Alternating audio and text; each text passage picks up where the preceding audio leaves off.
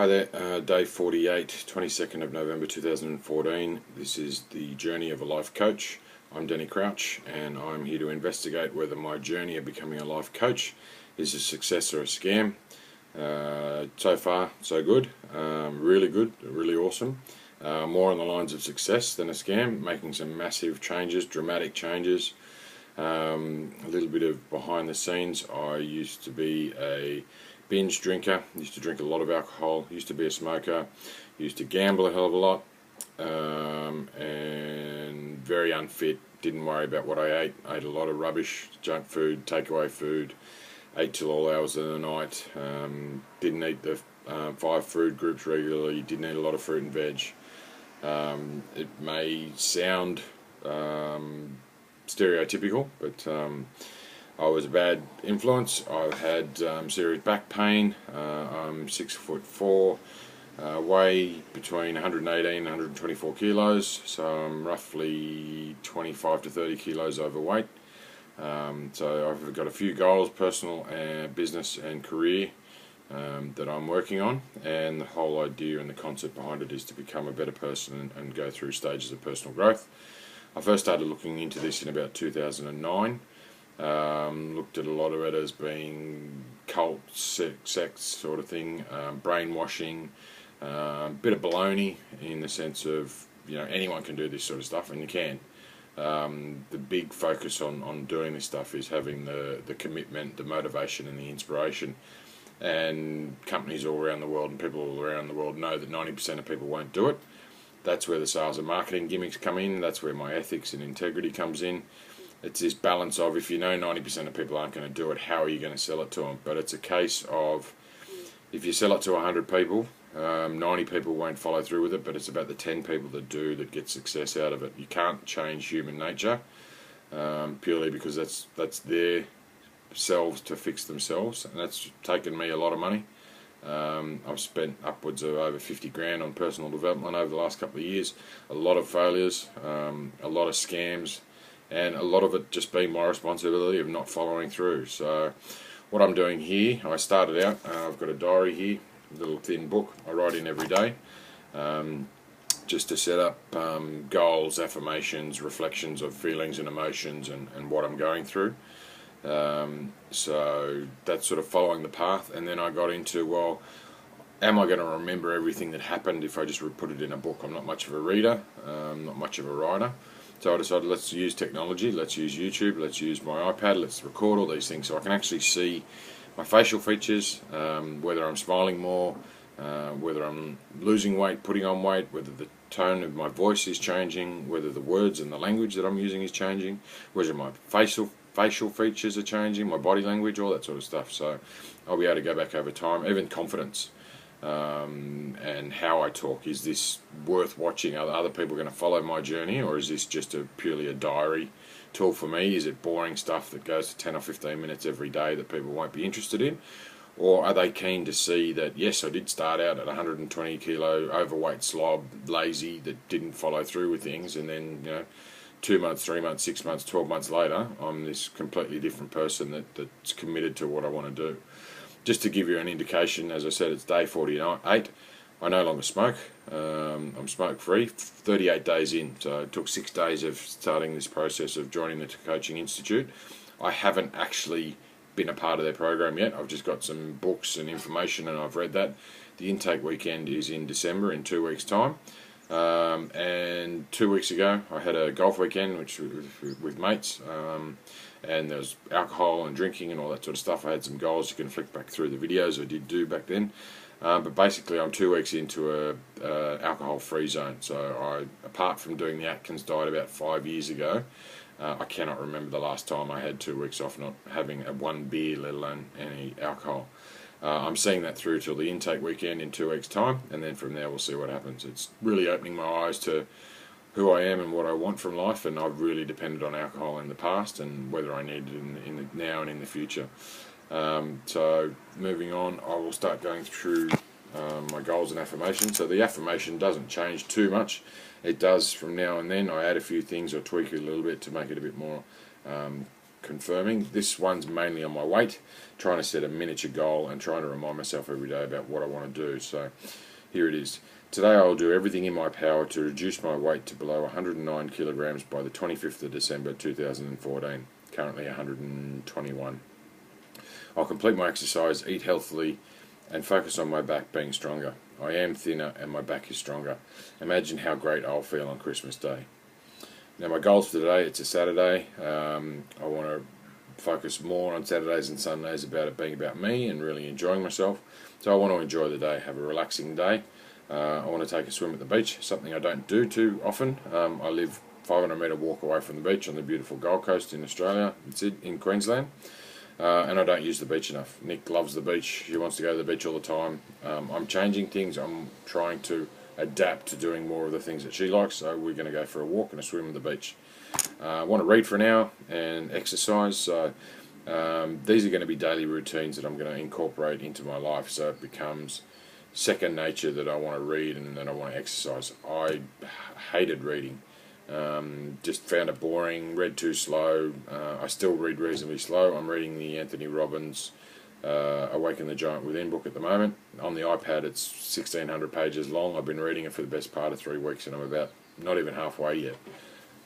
Really love the book though, but you could imagine if this was a book that I wasn't so interested in, can I keep the concentration for 6 weeks? So it really needs to capture me, and it's just a matter of finding books that I'm interested in, and I think they're going to be personal growth books. They're not going to be fictional or science fiction or anything like that. But I want to do a little bit more work on the golf book. I'll discuss that in the reflection shortly. Watch a bit of TV, just chill out and just catch up on a bit of TV that I haven't watched. And tonight I've got a mate's birthday, which I'm going to go to and enjoy.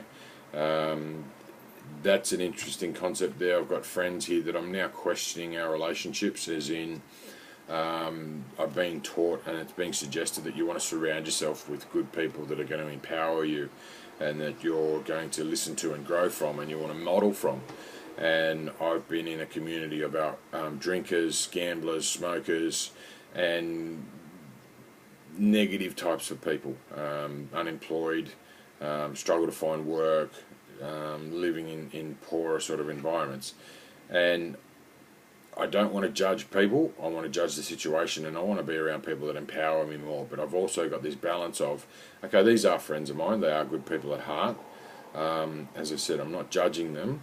I want to look at, okay, identifying it, they are who they are. I don't have any right to change them or try and get them on the same path that I'm on. It's their choice to go the way they want to go, but I can still be around them. It's a case of how do I palm off that negative energy. We've got people that continuously lie, compulsive liars.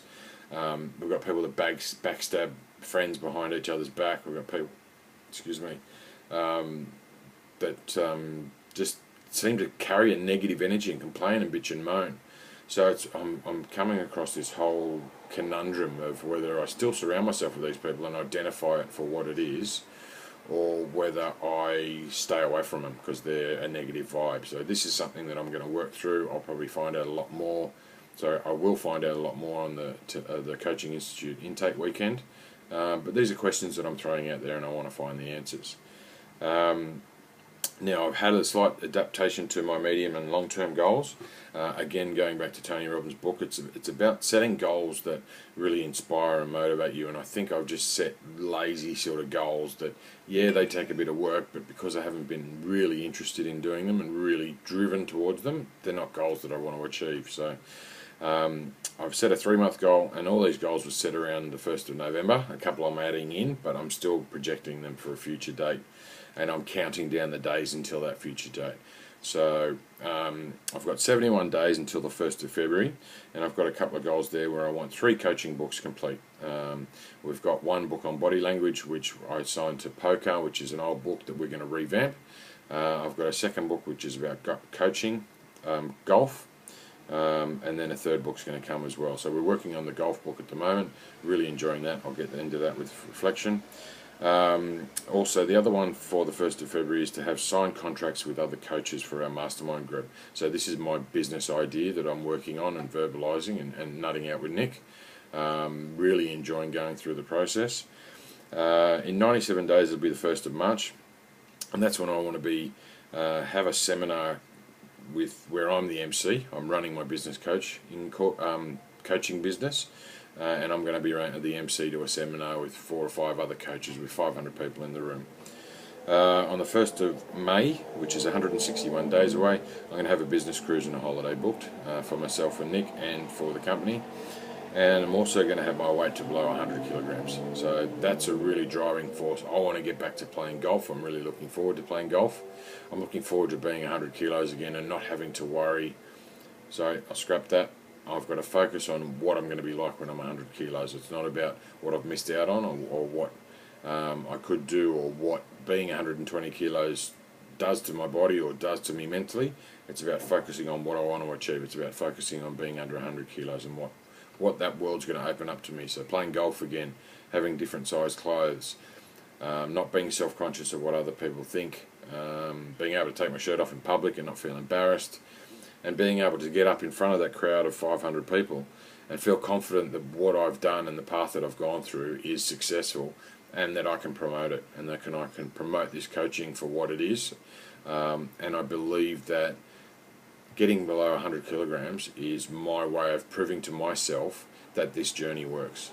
And it will happen.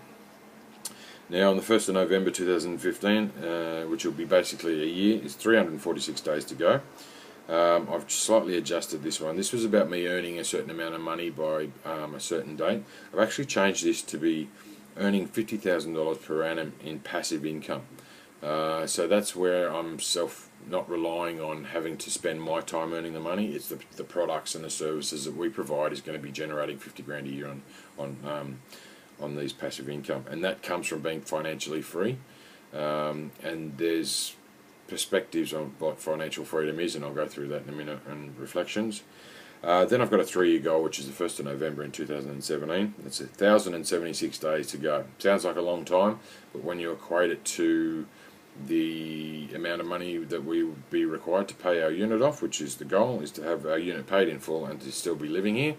I say that because I could sell the place and have it paid off and be gone and moved on, but anyway. Alright, reflection on the last 24 hours. This is about my emotions and what I was confronted with, positive and negative. I still associate myself a little bit with poker. Free games, I like the interaction, my friends go there. That sort of is what unites us in a way. It's a free game. It is seen as a form of gambling, but basically I was playing with a mate last night at the table. He played with what I call ridiculous cards. I got knocked out, I got frustrated, I got angry. It's this whole balance of I blamed him for ruining my night. I blamed him for being an idiot. I argued that he didn't know what he was doing. He shouldn't have played the stupid cards that he did. And it goes back to what I've been saying in the poker stuff and body language and defining what you do and who you are. You can't judge people for what they do. Basically, if someone wants to play 2 ridiculous cards, if they don't even want to look at their cards, if they get lucky, it's not your fault. That's just the way the cards fall, and that happens. So it's dealing with that frustrated. I'm more embarrassed that I reacted that way. I want to get that out of my system, and to be quite honest, what I wanted to discuss here today is I'm sick of poker. I'm sick of the attitude. I like the challenge, the analysis of cards, the potential to read people and to understand, okay, if they're playing that way, then they might have this, or if they do this, they might that. And it's not about judging people. It's reading their body language, and it's not become about that anymore. I've lost the enjoyment in it. It is just a lottery, a game of bingo.